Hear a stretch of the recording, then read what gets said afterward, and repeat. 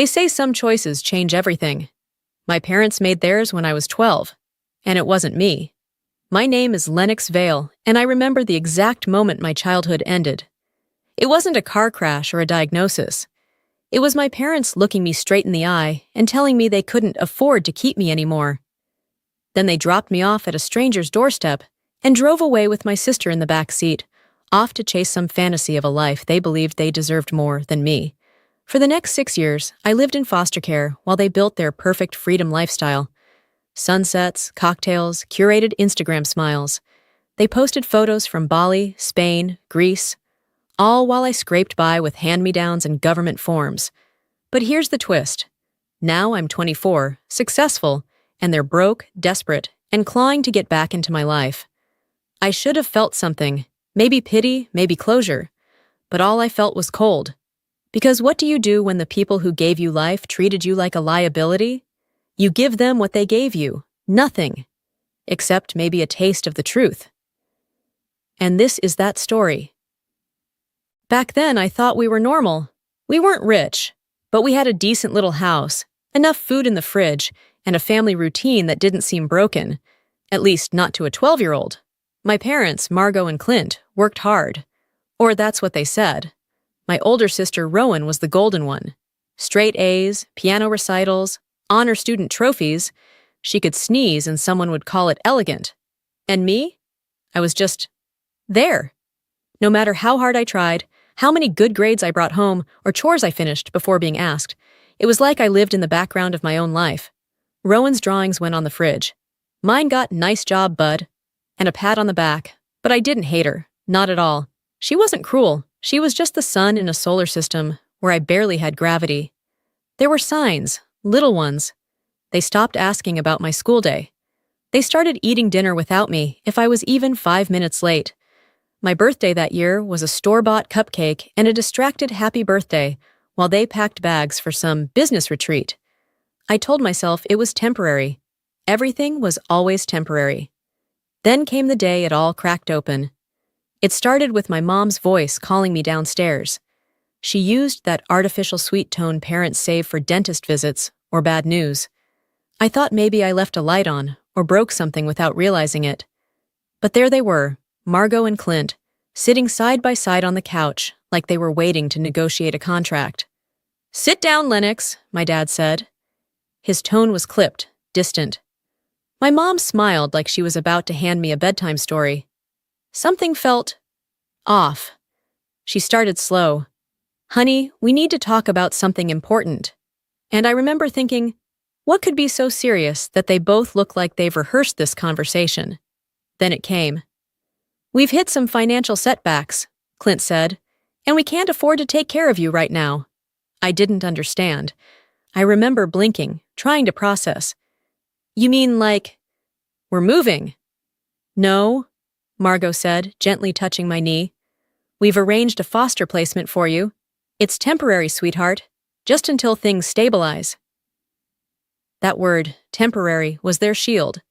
She said it again and again, like repetition could soften abandonment.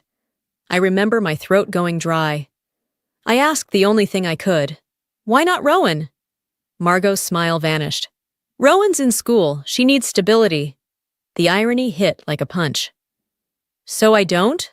Clint interrupted before I could say anything more. "This isn't about choosing between you two. It's about what makes the most sense right now." I cried. Loud, ugly sobs that scared even me. Margot tried to hug me. I shoved her away. "Why are you doing this?" I kept asking. They kept repeating the script. The next day, they packed one small duffel bag for me. No favorite toys, no good luck charm from my nightstand, and drove me across town like they were dropping off dry cleaning. The car ride was silent. Clint wouldn't look at me. Margot gave me a side glance once, as if to confirm I was still there. When we pulled up to the house, a couple stood at the porch. The Hawthorns. They looked warm, but they were strangers. And I was 12. Margot knelt by the car door. "We love you, Lennox. This isn't goodbye forever." Then she kissed my forehead. It felt like being stamped. Return to sender. Clint didn't hug me. He shook my hand. And that was it. I stood on that porch with a duffel bag full of nothing, watching my parents drive away without a single backward glance. And I kept whispering to myself, they'll come back. They have to. But they didn't. That night in my new room, too clean, too quiet, I stared at the ceiling and tried to make myself smaller. My stomach ached, but I didn't cry again. I had used up all my tears on the ride over. I remember whispering out loud, "What did I do wrong?" Like maybe the house would answer. It didn't. And that's when I learned, people can smile at you while slicing your heart in half and call it love. The Hawthorns didn't ask questions the first night. Georgia made pancakes, even though it was dinner time, and Reuben popped his head in my room with a trivia fact about whales. I nodded, said thanks, didn't smile. I couldn't. I wasn't ready. I didn't unpack that night. Just stared at the duffel bag like it was radioactive. Somewhere between the spare bed and the unfamiliar smell of lavender detergent, I realized no one was coming for me. For weeks I waited. For a call, an email, a knock on the door. But it was like Margot and Clint had vaporized me from their memory. And Rowan? She didn't reach out either. Maybe she wasn't allowed. Maybe she didn't care. The Hawthorns kept trying. Georgia left little notes in my lunchbox. Reuben showed me how to fix a bike chain. I wanted to be cold, to stay locked up, but I was tired of freezing alone. At school, I pretended. I told people my parents were working overseas, that I'd be moving back soon. Saying it out loud made me feel less pathetic. But even then, I knew it was a lie. One day, after a pop quiz I bombed, I found myself scrolling through Instagram when I should have been reviewing algebra. I typed in their names out of habit. I didn't expect much, but there they were, on a yacht, smiling, sunburned, drinking something colorful out of hollowed-out fruit. "Living our dream," the caption read. I stopped breathing. More photos followed. Margot in Italy, Clint in a hammock, Rowan holding some ridiculous award in front of a 5-star resort, and not a single post, not a single mention of me. They'd told the world they'd found happiness by simplifying their lives, by erasing me. That night, I confronted Georgia. I didn't mean to. It just came pouring out. She didn't interrupt. She just listened while I raged, cried, and cursed 2 people I still, somehow, loved. Reuben sat down beside us, arms crossed. "What they did to you," he said. "That's not your burden. That's theirs." It stuck. From that moment, something shifted. I stopped waiting for an apology. I started reclaiming the silence they left behind. I joined the debate team, not because I loved arguing, but because I had years of unsaid things boiling inside me. Turns out, I was good at it. Real good. Words became armor. Then I got a part-time job at a bookstore. It was quiet, warm, and full of people who didn't look at me like I was broken. The pay was crap, but every check felt like another brick in the wall I was building between me and the people who abandoned me. That's when I met Theo. He was loud, sarcastic, and had a weird obsession with space documentaries.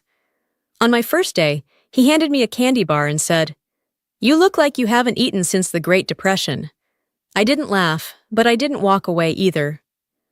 Over time, Theo became the first person I didn't lie to. When I told him the whole story, he didn't flinch. "Dude, that's messed up," he said. "Wanna play Mario Kart?" He never pitied me. That was new. What surprised me most was that Georgia and Reuben never asked me to be grateful. They didn't push. They just stayed. They showed up to school plays I wasn't even in. Reuben helped me build a bookshelf from scratch for my room. Georgia made Sunday night pasta a tradition. Nothing loud, nothing flashy, just consistency. And that consistency started to change something in me. One night, I got the flu. Bad.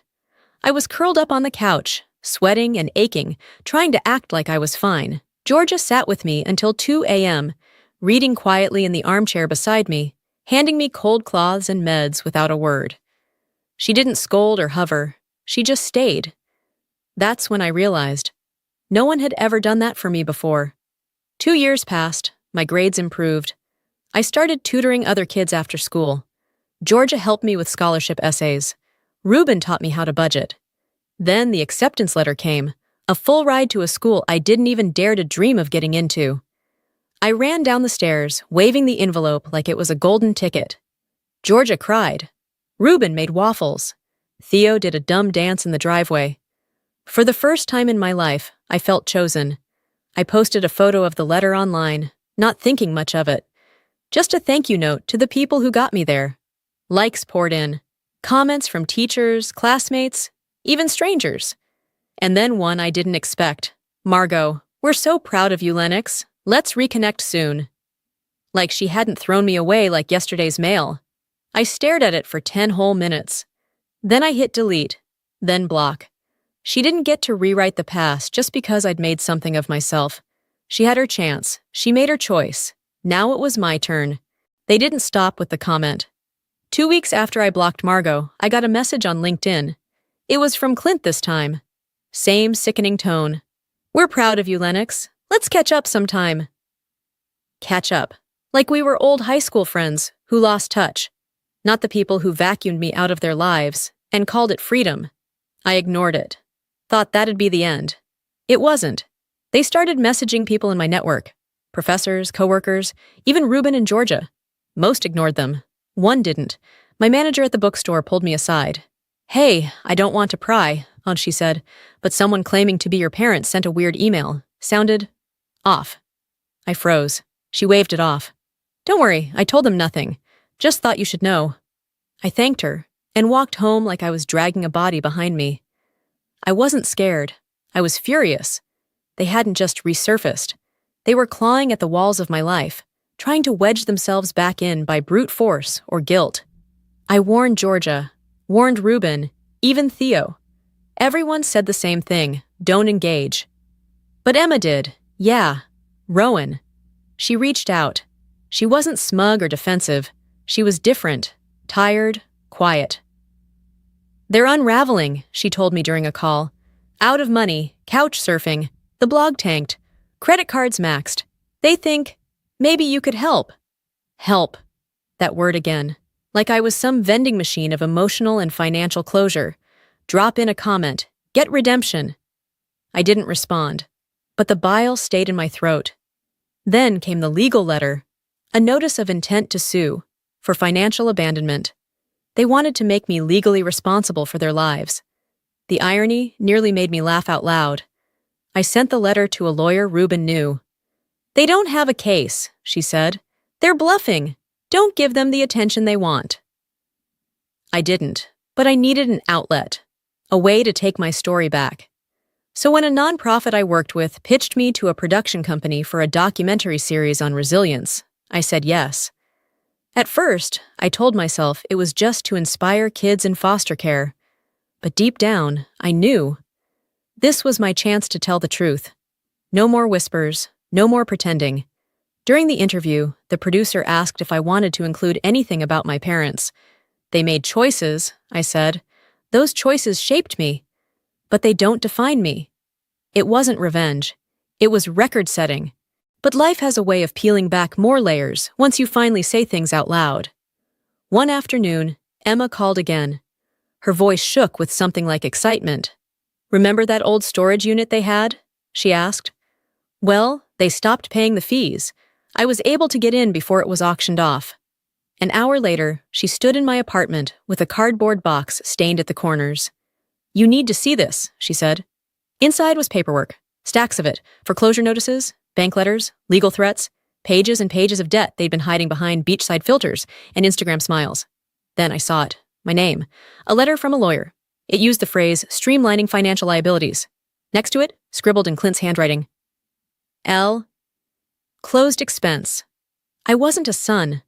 I was an entry in a spreadsheet. Emma sat there watching me, lips tight, hands folded like she knew she couldn't fix what this would do. They didn't leave because they couldn't afford you, she whispered. They left because you were inconvenient. I didn't say anything, just nodded. The anger wasn't white-hot anymore.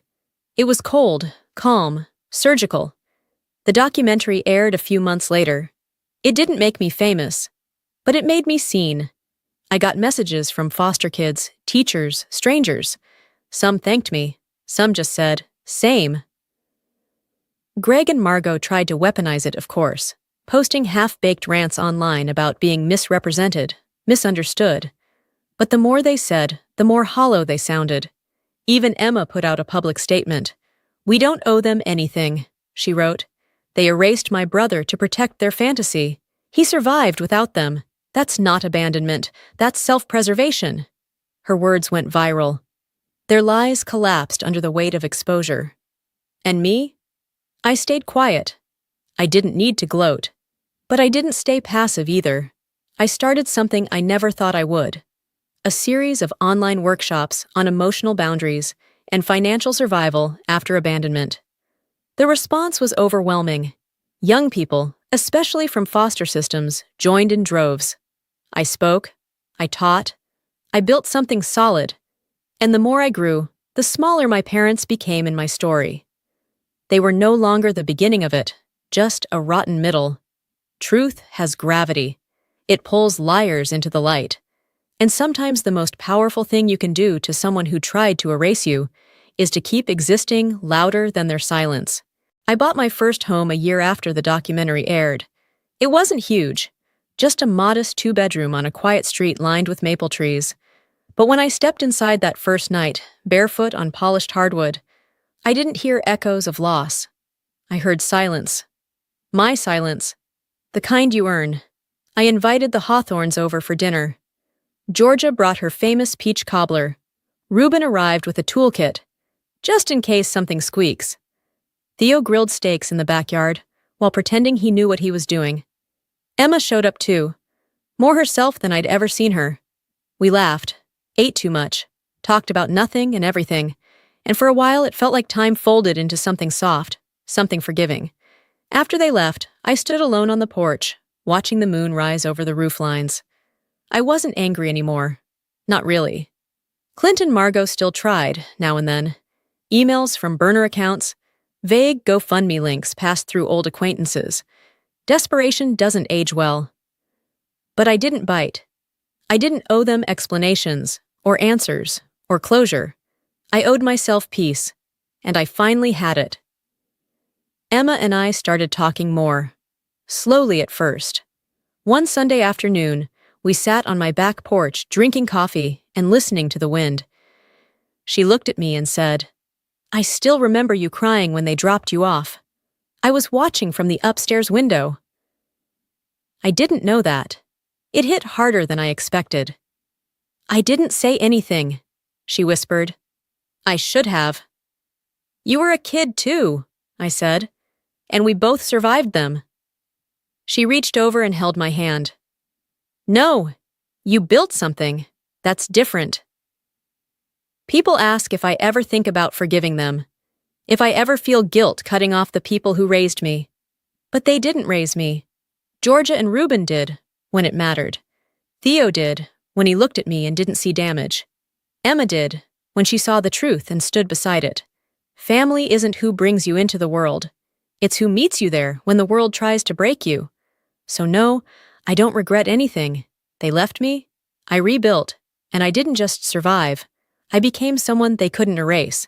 And that, more than anything, is what freedom really looks like.